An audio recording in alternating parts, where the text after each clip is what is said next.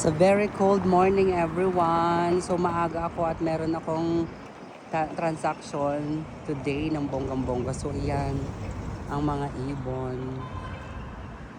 ang mga kalapate. Yan. Super lamig. Grabe. So maaga ako ngayon kasi ako may pupunta ako ng Misrad Habrayut or Ministry of Health. Dun.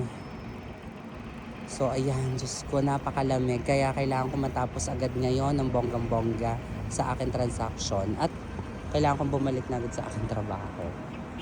Ayan, super lamig. Ang lamig-lamig ng bonggang-bongga everyone. So ayan, nakabalik na ako dito sa homeland ko. Homeland. Sa aking second homeland, which is ang Jerusalem. So ako ngayon ay papunta nga ng Ministry of Health or Misrad Habrayut. Ay, sobrang lamig.